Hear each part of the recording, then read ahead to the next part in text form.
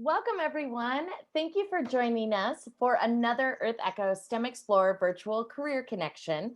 Tonight, we are featuring Tyra Cobb Davis, and we're so excited to have her with us. My name is Casey. I'm a programs manager here at EarthEcho International.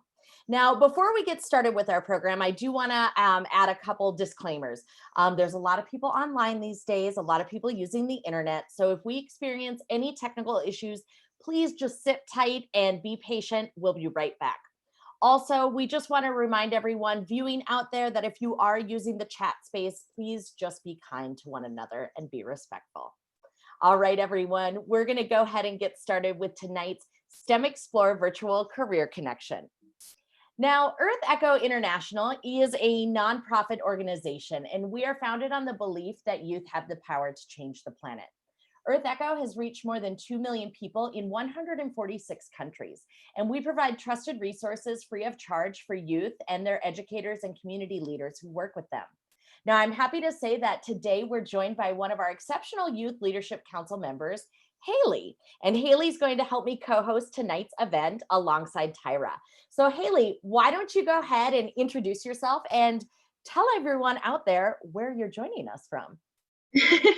Thanks, Casey. So, hi everyone, my name is Haley and I'm one of EarthEcho's YLC members, as Casey said. And I'm currently joining you from Melbourne, Australia, where it is a sunny 8:30 in the morning. I'm currently studying a Bachelor of Science at the University of Melbourne, where I'm majoring in either ecology, marine biology, or zoology. So this live event is part of STEMExplore, EarthEcho's program that brings inspiration to life by telling the stories of dynamic female professionals in STEM careers during live virtual career connections. We want to thank our sponsor, Raytheon Technologies, for their support of women in STEM. So just a reminder that you can send in questions anytime via the chat, and we will break throughout today's presentation to answer your questions. Feel free to start typing those questions in the chat space, and we'll be sure to answer those as we go along. So let's get started. I'm so excited to introduce our STEMExplore mentor, Tyra Cobb Davis. Hi, Tyra. Hello. Tyra is currently in the Chesapeake Bay Trust's Chesapeake Conservation Corps program. She works specifically with Frederick County Office of Sustainability and Environmental Resources. Tyra assists with stormwater management practices through data collection and implementation, in addition to promoting sustainability initiatives, which is really important in today's world. Tyra is a recent graduate from Randolph College, where she studied environmental science and had minors in engineering and math. She's had many internships and research opportunities during her undergraduate career that helped shape her professional path, ultimately leading her to the Chesapeake Conservation Corps program. And we're so excited to hear about Tyra's career and her pathway. Okay, so thank you for that kind introduction, Haley. Good evening, everyone. Thanks for joining us tonight. I'm excited to talk a little bit about what I'm currently doing and some of the things that helped me get to where I am today. So it was mentioned that I went to Randolph College. That is a small liberal arts school in Lynchburg, Virginia. There I was able to do way too much for my own good, but each of my experiences have helped shape me to who I am now.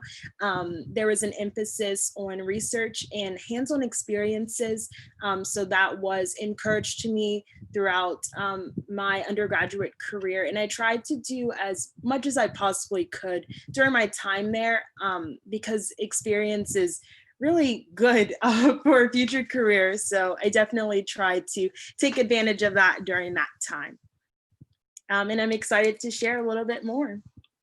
So after college, I know that I want to go back to grad school eventually, but as you know, grad school is very specific to something that you're interested in. And my interests at this point in my life just spanned a bunch of different things, which is great because I'm very curious about a lot of things, but it's also not good because I don't know what I want to focus on. So I decided to join the Chesapeake Conservation Corps program. It is the program through the Chesapeake Bay Trust located in Annapolis, Maryland. So that's where I'm from. I'm from Maryland. So after school in Virginia, I had the opportunity to go back home and kind of get started in my professional career. What the program is it provides young individuals with hands-on experience and training opportunities that will enhance their future career. My job specifically is working with Frederick County Government's Office of Sustainability and Environmental Resources. And there I've learned way too much for my own good. And it's great, you know, to put myself in a position to learn different things. Some of the things that I've worked on include doing inspections for stormwater permitting, which I didn't even know permitting was even a thing prior to this experience. So it's been nice to have a good understanding of what happens on state and local levels. I've got to assist with reforestation efforts. And as you know, planting trees has so many great environmental benefits. So being involved in that program has been very helpful for my own learning experience, as well as helpful for the environment. Some sustainability initiatives I've also got to work on, as well as energy efficiency.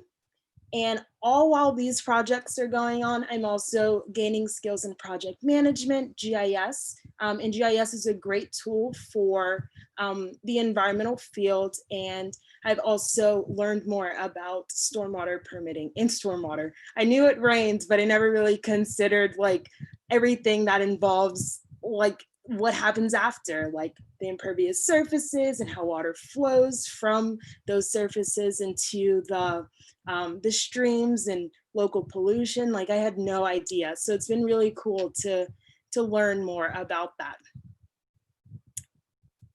Let's see. I'd say the hardest part of my job initially was just kind of finding my place. Like coming out of college and wanting a professional environment to kind of get started. There's so much to learn because coursework, you learn a lot, and that's very important, but it's also important to understand how that is integrated in the working world. And my office does a lot of great projects, from stream management to retrofitting ponds to promoting energy efficiency, you name it, our small office does it. So in the beginning, it was just me kind of learning the goals of the office and where I would be spending my year of service to my program at. But it's been great so far. And that was only a couple of weeks because we jumped right into project, which is really great because they trusted me and I was able to kind of just go for it and learn as I go. Okay, so these are some photos of my experience within the CCC program. The program is very nice because in addition to my day-to-day like work in my office, I'm a part of a larger organization. I'd say there are about 30 or so of us in this program, each working with different environmental sectors, whether that be federal, state, or local governments, environmental education programs, like anything. And the purpose of this program is to learn more about other aspects of the environmental field. In some of my site visit opportunities, I'm able to go and visit like my peers at their host locations to learn about what they're doing for their organizations and then assisting with projects. So the first image here is me working on a reforestation project with my host site. So this is a part of one of the programs that I get to be involved with throughout my program. And it is a large scale reforestation project. So we go around and just kind of assess like how the trees are going. The middle picture is me learning how to core a tree. And if you're not familiar, that is through dendrochronology. And with that, you're able to look at the tree rings to assess like how old the tree is. And I wouldn't have gained that skill if I didn't decide to go to a host visit or host site visit with my peer. And then the last picture was me going around and assisting another core member at one of her organization's properties to remove some of the tree shelters, since they're used to protect the trees from deer and birds and anything that might kill this little seedling. But once the trees are established, it's important to remove that so that the natural forest can then run its course. That's awesome. Could you tell us a little bit more about how you got to that amazing opportunity and where you got to where you are today? Yeah, so I actually learned about this program at an internship that I had with the Maryland Coastal Bays program in Maryland. There was a person there in this job. And when it came down to it, and I was graduating and I knew graduation was very close, I needed something to do. And I knew that grad school wasn't necessarily my first option. And I needed some type of work experience. So why not just get thrown into an environment that would be supportive of my like curiosities and me wanting to learn, as well as providing me with necessary skills to further my chances of getting a full-time job in the future. So yeah, that's how I got sounds like the field of science. Oops, sorry. No, you're perfectly sounds fine. Like science. Just get as much experience as you can, as in as many different places, and like scrape that all together and form a resume from it. Honestly, I think our field is very unlike other fields. Like the seasonal positions are like more common, I'd say, because it provides you with opportunities that you may not get if you start a full-time position. Like in my case, it would have been right out of school. Then I felt like I would have been too comfortable where I am. But at this point, like I'm young, I'm just trying to learn. Who knows what my career has in store for me? So I always push for people to take advantage of whatever opportunities come their way. Absolutely, 100%. I agree with you. Just quickly, you mentioned something about artificial seagrass. What's artificial seagrass made from? Okay, so my very first like research experience was through Randolph College's summer research program, and I worked with another peer and a professor using artificial seagrass to study restoration. And with that, we used polypropylene plastic and cut it in a way that resembled the likeness of seagrass.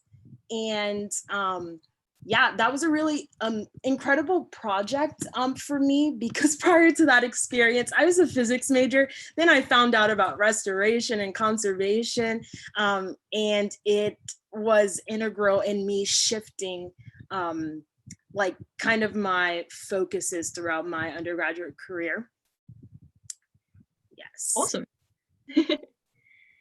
And have you had any other experiences that you'd like to share with us? Yes. So I'd just say, like, throughout my like internship and research experiences, I've gained a variety of skills that I may not have ever like considered in the past. Like that goes from sampling, water quality sampling, like whether biological, chemical, physical, like touching base on all those different things, becoming more familiar with different species found in my home state, honestly. Growing up, I always appreciated the outdoors. I've always had a like appreciation of nature, but it wasn't very specific. Like it was like, oh, that's a bird, but what is it? Or that's a fish. But like these experiences have allowed me to become more familiar with my surroundings, which I think is very nice. Oh, it's a cute little tortoise as well. Tortoise or turtle? Tortoise. I think it's a box turtle. Yeah, that's so cute. And then the picture to the right is kind of funny because throughout this entire internship experience that I had one summer, I always chose to write the data down on the paper. Like you could not catch me with that fish at all because I was so unfamiliar on how to handle them. But towards the end, I gained some confidence and I was handling them and I was doing everything. So that was kind of nice. Work. Yeah, it is hard to handle fish. They're so slippery and it's kind of very disconcerting. Yeah, I remember, I would have to agree. One of my field trips, somebody got, because we had to use bait for sampling or whatever, and they we found the one person who was terrified of fish and got a little bait fish. We were young at this stage and just chased them around with the fish and thought that was hysterical. Probably wasn't all that nice. Maybe not to that person. It's just the fun of field work, you know. Yeah, field work is very fun and it's important to have, especially in our fields. Like it's important to kind of find that balance between fields work or office work or like any other things that your work can kind of integrate. It's important to kind of have like a wide range of abilities because you never know if you're going to have an office job. Like if you're going to, you just never know. Absolutely. Actually, one question I was going to say for later, but I think maybe is relevant now, is what do you think are the pros and cons of working in the field if that's a career choice that someone's thinking about? Okay. So for me, I can speak to this because I'm kind of going through this at the moment. A con could be there's so many different ways that you can incorporate like the environmental fields like into whatever you do, like whether that's through like the sociological like aspect, like historical, like I think this field is very unique because it's not necessary, like it is science, but you can science in a variety of different ways. So I'd say that's a con. I think a pro is that this time people are more aware of what our environments like means and the things that we do on a regular basis and how that can contribute to just anything in the future. So I think right now a pro is that more environmental jobs are like becoming, like they're existing because more people are like more companies are hiring sustainability. Like you can just incorporate it in so many different aspects. Awesome. Thank you so much. So we might move on to the next slide. And if you'd like to talk a little bit more about where you've worked in the past. Okay. Yeah, so I highlighted this area because Maryland is home for me and I went to school in Virginia. So my experiences have spanned across those two states, but I think I'm very fortunate enough to have had that experience in living in the Chesapeake Bay watershed, which as a kid probably didn't mean anything to me. But now as I explore different like environmental jobs and just anything relating to the environment, I am in a place that fully supports different initiatives, different working opportunities, just because of where we are, like the Chesapeake Bay. I'm not sure where people are tuning in from, but it is the largest estuary within the United States. So it is kind of a big deal. And so just at least right now, seeing all the different jobs that are out there has been very incredible. So I have gotten to live I grew up in Laurel, Maryland, but some of my working experience have been on the eastern shore of Maryland, which is totally different, but it's been very nice to like learn more about like my home state, because I think it's important for people to have a good understanding of like where they come from, because it like builds upon their story.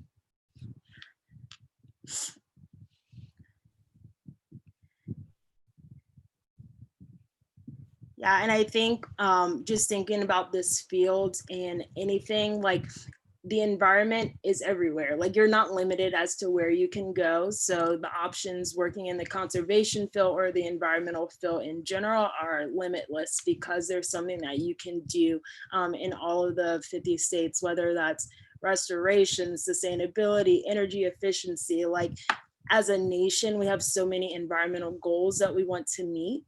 So it's very nice that there are opportunities out there. Awesome. And have you had any international experience? I have. I haven't had any international like working experiences, but I have traveled to quite a few places, which have been awesome, and it has opened my eyes to really like what's out there. And I think it's important for people to, if given the opportunity, find something new, like whether that's a new state, a new city, like a new restaurant, like just putting yourself out of your like comfort zone, because you never know where those opportunities are going to take you. That's how I kind of think of everything. Like, what can I do now that would like benefit me in the future? And so far, it's paid off. So. Completely agree. Like if you're in a position to take an opportunity, you never know how many doors it'll open for you. Like for me, just one random application coming through my internet about this weird program called EarthEcho in the YLC, like just taking that one opportunity and suddenly I'm traveling all over the place. Yeah, exactly. And I think one thing that has always stuck by me is don't settle on what you already know. Like if you end up leaving your comfort zone, you can always retreat back to it, but you never know kind of like what's out there and what else you can like gain from that experience or where it would take you. Awesome. That's a really nice like motivational poster to hang on my wall.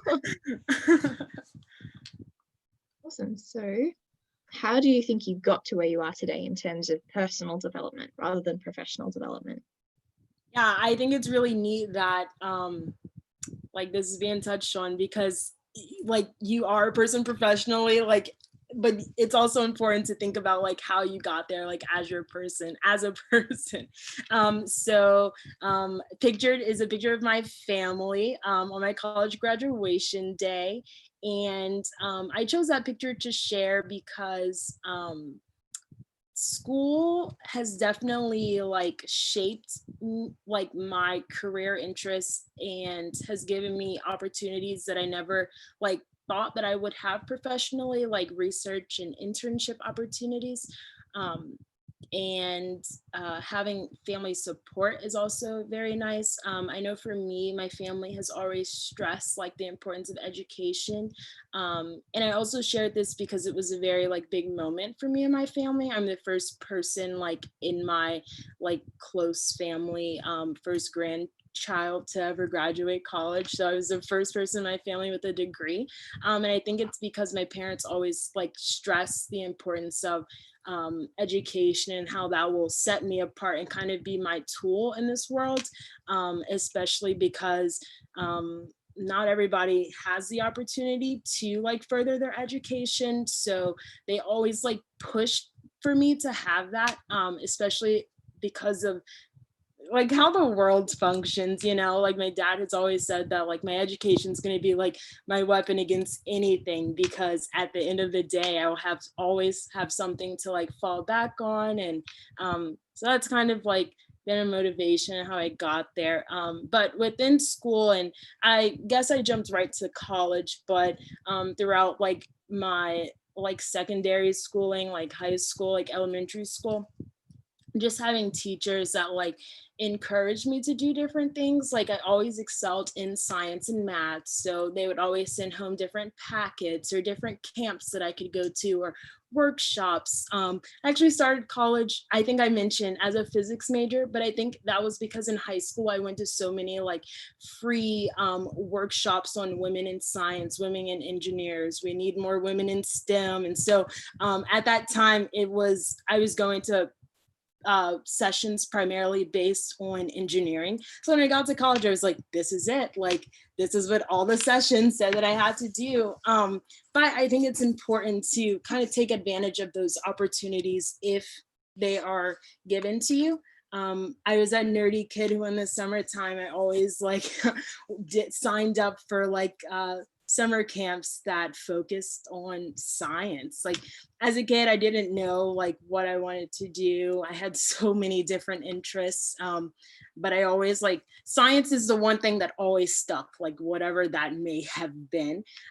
So I had the support system and was encouraged to attend these different like nerdy camps, but it paid off in the end. That's awesome. Gotta love those nerd camps. They're so great.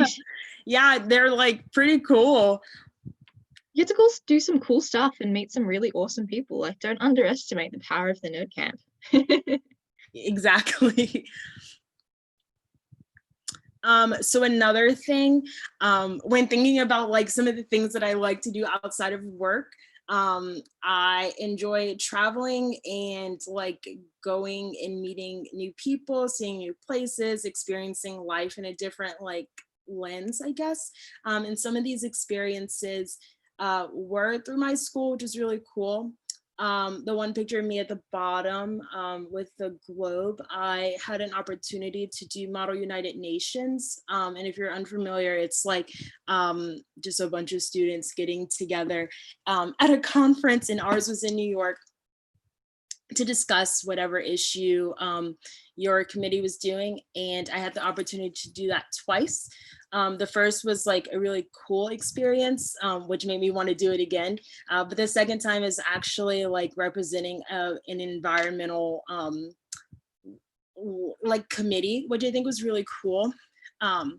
Because I got to learn a lot through that experience. It was like a globalized experience about the environment in New York. So it was like incredible. I got to meet so many cool people. And just, I feel like I keep saying the same thing, take advantage of opportunity. It's like Model UN is like typically not for like environmentally like majors or environmental, like, I don't know, but it's not necessarily always attractive to people in our field, but I saw it as like, okay, like New York, learning about new people, new places. Yeah, so I think just putting myself out there and seeing the world in different aspects has made me appreciate it more, and has encouraged me to like continue good work in this field so that we can protect the beautiful world around us. And then so another like thing that was mentioned was sports. Like, what are some other things that got you to where you are now? I played soccer my entire life, but I was also that kid who tried their hand at a bunch of different things. Like, I tried dance or cheerleading, or I don't even know, but my parents were always super supportive and like, sure, you can try this, sure, you can try that. But in high school, I had the opportunity, I went to a small high school, and it probably is because I needed to fill their rosters because I was not super athletic at all. However, I had the opportunity to be on 3 different teams, and I played volleyball, I swam, and I also played lacrosse. And through that, just being involved in like a team really is essential, I think, to success in the workplace, because it's important to like know how you work individually and independently, but also working in a team is like so crucial, especially if you want to get a lot of good work done, because there's power in numbers, and the more people you have like working towards a similar goal, like nobody can stop you, like you're going for it. And so like throughout my experiences, I had some coaches that were super tough, even like considered not doing some of these sports, but I persevered. And I think being involved in activities like sports can kind of just encourage you in ways that you may have never imagined. I know for me, going to a small school and then a small high school and then going to a college of the same size. A lot of people go like super big for college. That was something that I considered, but I realized that maybe that wasn't the best for like me and the experience that I wanted to have. And just thinking like throughout all the experiences that I've mentioned, like I've always been one that wasn't afraid to stand out. Like on my different teams, like I may have been like the only like person of color on my team, or something like that. And it's never really discouraged me, because I always had like really great teammates that just encouraged me just like they encouraged everybody else. Like I never felt like any different as a person being on that, but I know that that's something that maybe other people may see when they see me doing different things.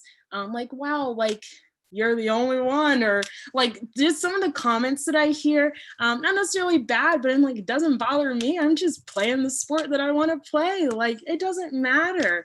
But I know that not everybody has that mindset. But to me, it was just another thing, like another opportunity to show someone else who may have a similar interest, that they can do it too, even if like they might be the only ones. Because if you continue to wait, this is how I think about it. If you continue to wait for other people to do what you want to do, you're going to miss out on so much in life. And, you know, life's too short for that. You just got to go out there and do what you want to do within reason, of course. But yes.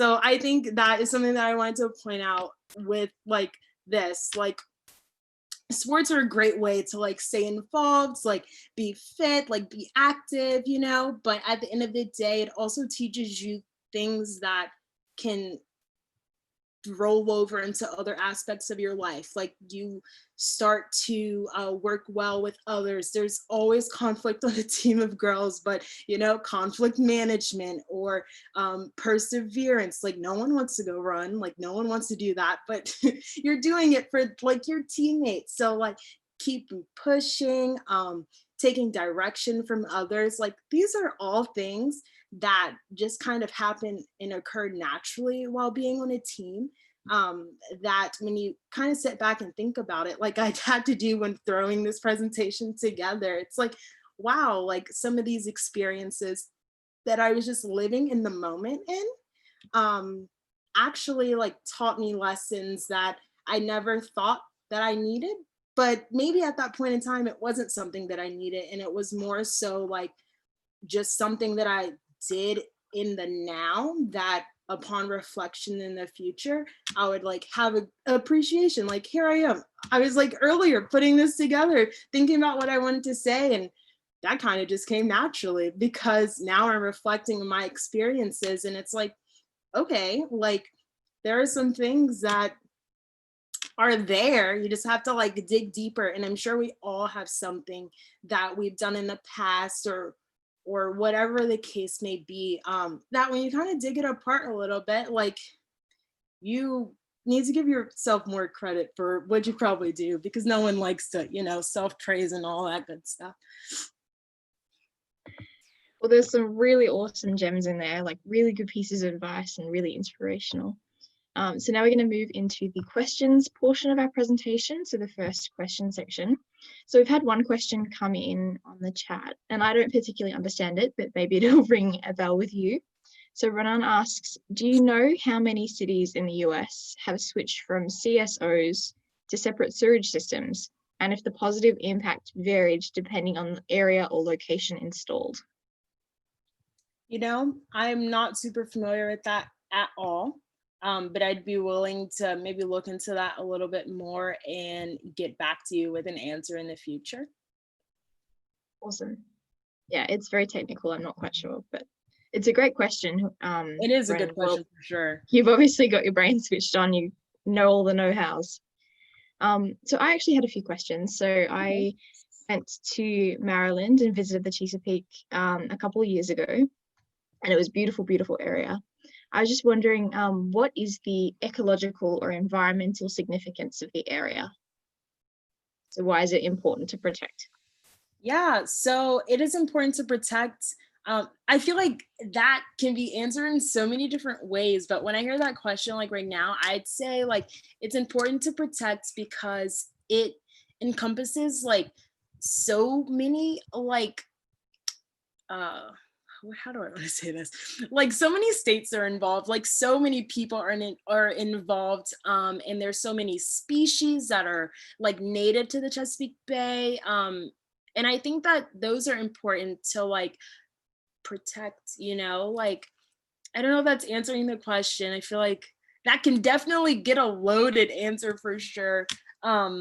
but it's definitely important just because of the functions that any like body of water play. Like this one just happens to be a very large estuary. That's awesome. And I guess the amount of, fresh water it's pumping through into systems, and because it's so large, I guess so many different little ecosystems, each sort of river inlet is a little bit different to the next one over. I think, Right. definitely what you've mentioned with the number of species is really important. Yeah, and it's And then, important to like bring them back and either restore what's not there and like increase the populations and the biodiversity available, or conserve the things that are there, whether that's through like making sure that water quality is where it needs to be, or the amount of pollutants and the amount of sediments that are being discharged are at the levels necessary for these species to live on. yeah, absolutely. And I guess that ties into my next question of why do you think stormwater treatment is really important in the Chesapeake region? If you would have asked me this like a year ago, I would have had no clue. But working in my office throughout the Chesapeake Conservation Corps program, I've just learned all the different like aspects of like how it works, like stormwater is so important to kind of manage at the source as opposed to manage it after all the stormwater enters in the Chesapeake Bay, for example, or, all the bodies of water that it has to touch before getting to the bay. Um, but sorry, can you repeat your question, please? Yeah, all good. Why is stormwater management and sort of management important for the Chesapeake region? Okay. So going back to the idea of stormwater, it minimizes like the pollutants and the nutrients entering in the Chesapeake Bay. So it's important to kind of manage it before it gets out of control, like before too much pollution are entering these bodies of water, before more and more like species are in decline. Yeah, absolutely. I'm not saying that there's a right or wrong answer. Stormwater management is a massive issue for watersheds across the world. We have similar issues at the moment. Because obviously Australia, we had horrific bushfires this year, where I work down in the Gippsland Lakes, which is kind of like the Chesapeake region in the sense that it's a massive body of water. And so now everyone, because there's been heavy rains, is now jumping to try and manage the stormwater before all of the ash comes down and all the fire retardant comes down and all of the agricultural runoff moves into this lake region, and it creates disharmony between all the ecological elements. So I'm really interested to see if it's a similar process overseas or if it's slightly different. But that was a really good answer. I'm now going to pass over to Casey. Casey, do we have any questions from YouTube?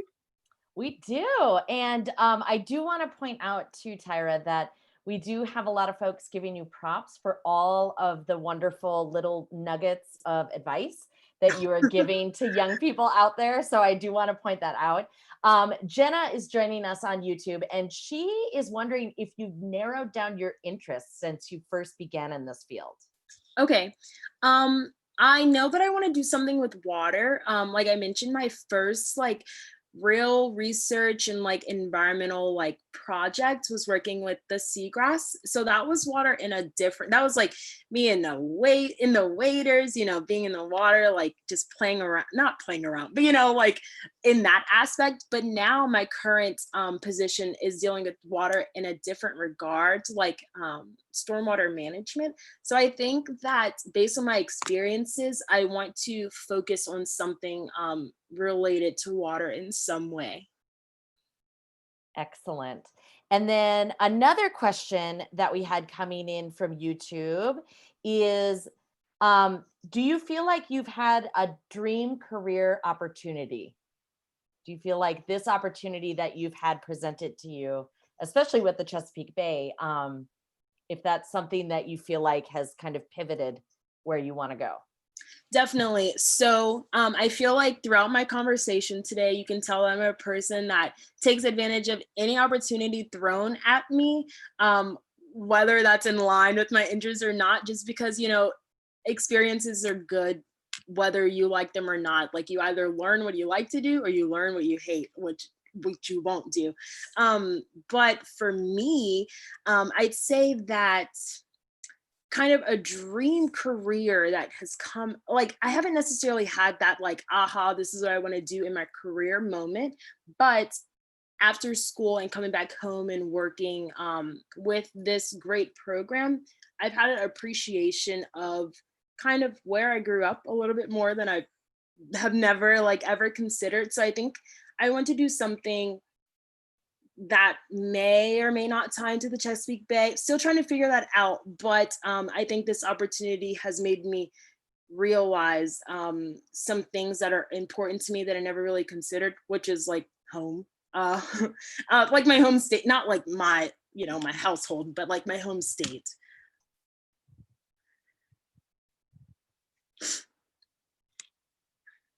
Yeah, Excellent. awesome. I'm going to pass it back to you, Haley. Thank you.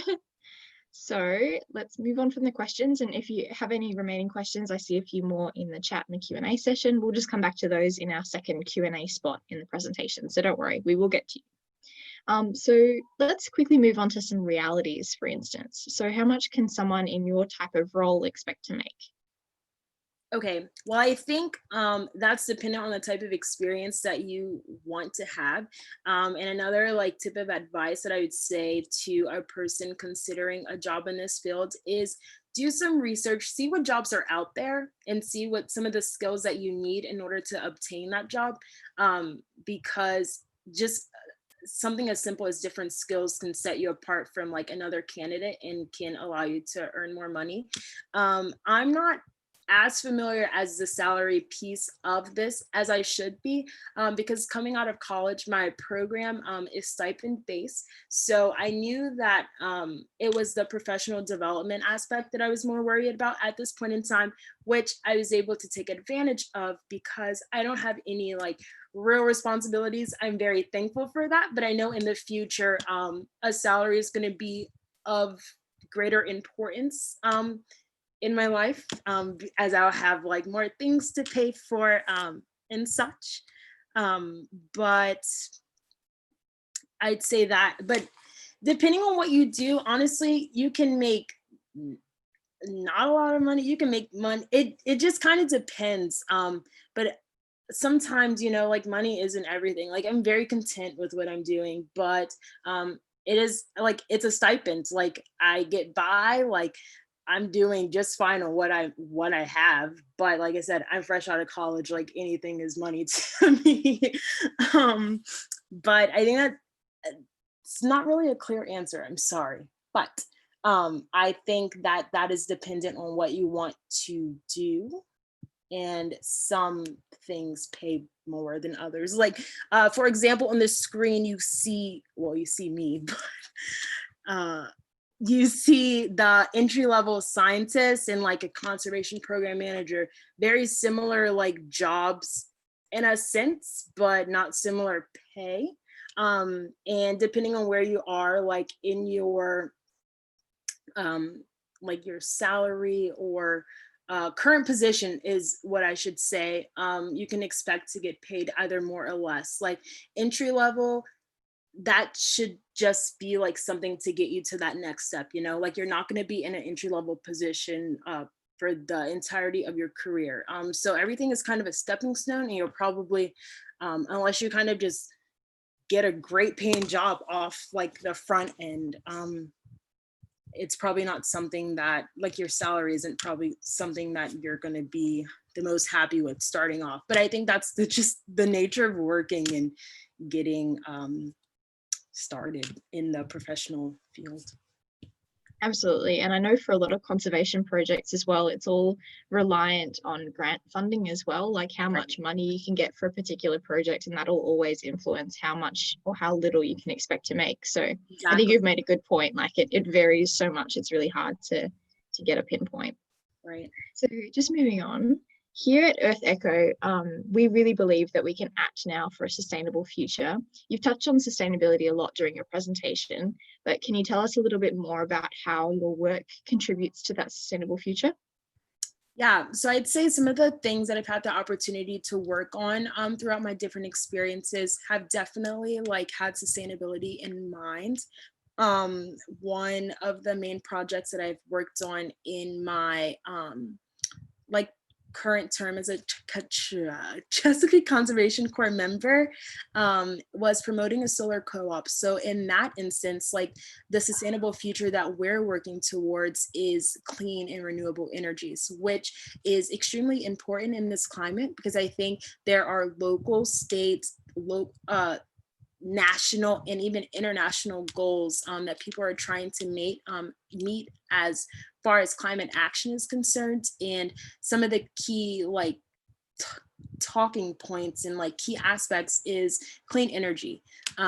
So I think that was a very cool project to be involved with because I got to learn a lot. And it's important to like the purpose of the co-op was to provide other people with the opportunity to get involved with clean energy and renewable resources, and just spreading awareness of like what it is and the importance that it like has for our environment.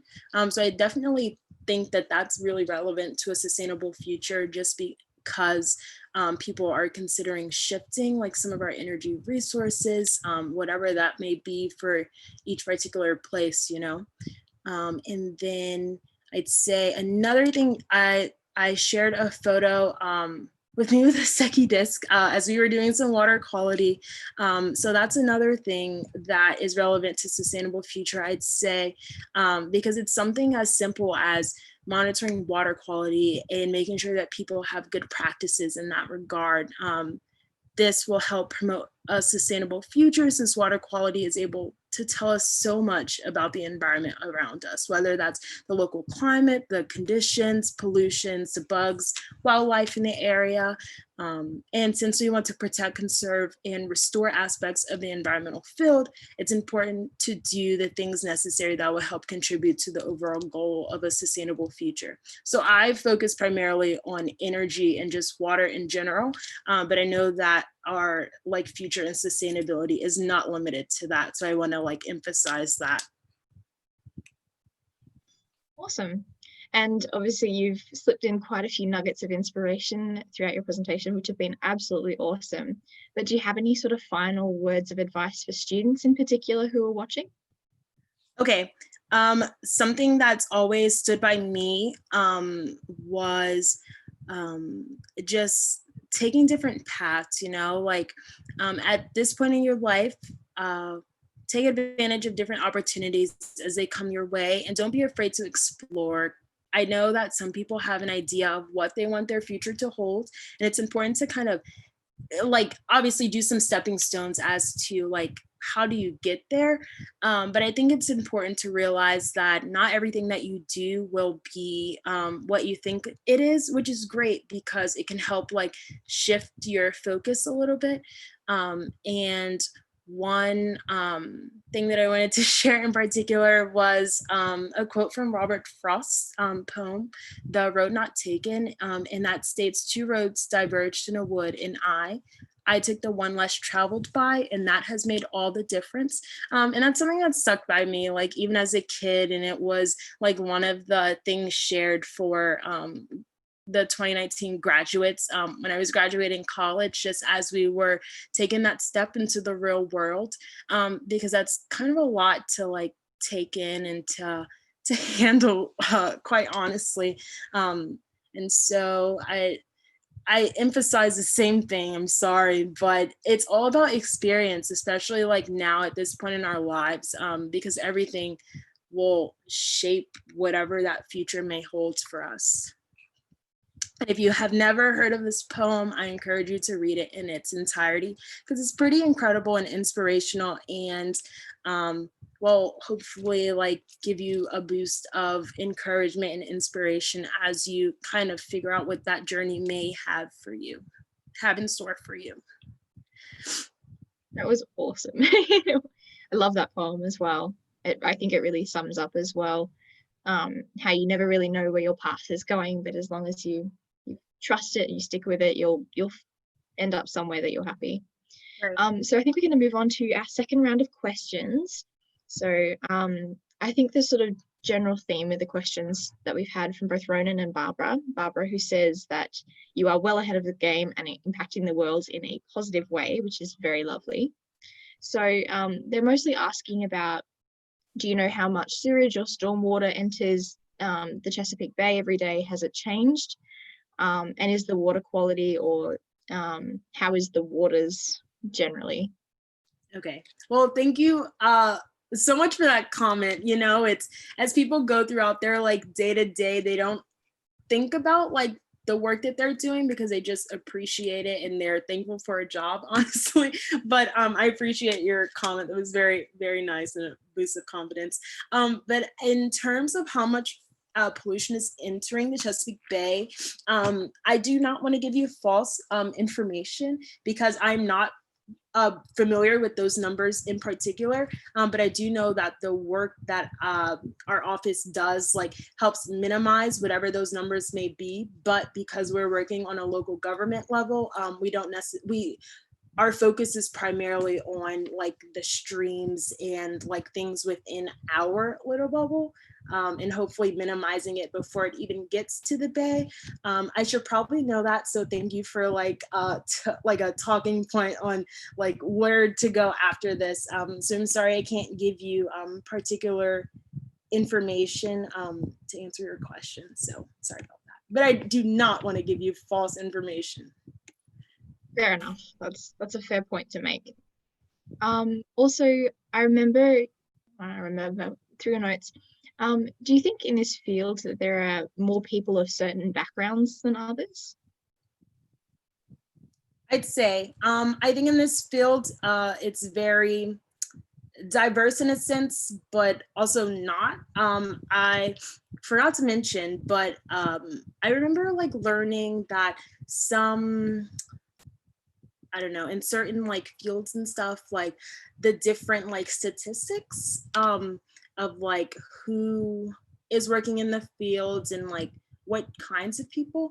I personally have never experienced anything to like telling. Like my first, like for this to be my first professional like experience, like I'm working with a bunch of like incredible women and men, but I remember like growing up, it's like you're probably going to be like working in an office with men, for example, but that's not the case at all, which is nice to see, because especially when emphasizing like women in science, like, and I'm actually like living that experience in a day to day.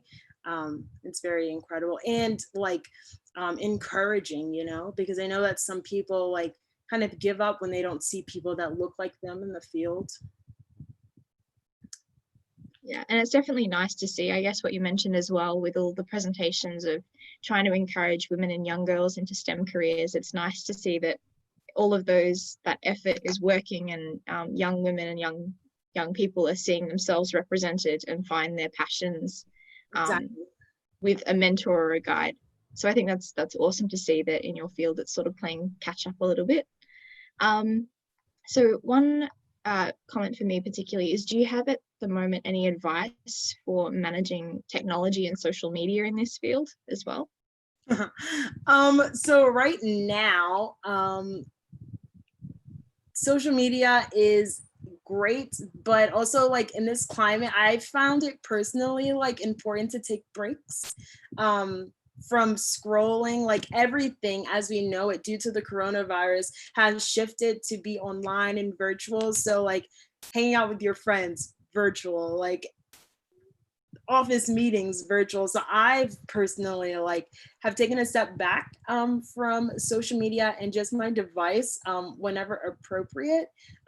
It's also like exhausting in this climate because you're reading like the same thing over and over again, and it's important to kind of take take a step back of what's happening in the world, although it is important to stay informed and aware of everything that's going on, but it's also important to understand like your limits as a person and take that step back and protect your mentality against anything, you know, like it's a lot going on out there.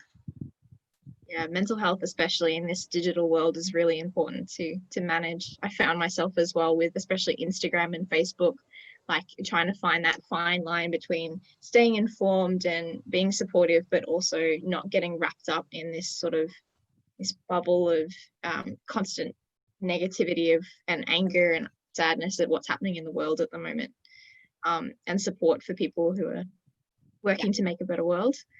So I just want to say your presentation was fantastic. Thank you so much for sharing your story with us today, Tyra. And just thank you to everyone who's listened tonight. So you can follow Tyra's work and adventures on social media when she decides to return. She was also kind enough to provide her email address and LinkedIn if you want to reach out with her directly. And I just want to say thank you again for joining us. It's been a real treat. Well, yeah, thank you guys for having me. It's been quite nice to learn about this like incredible organization and like the aims and goals and like the objectives that you guys work towards. Oh, thank you very much.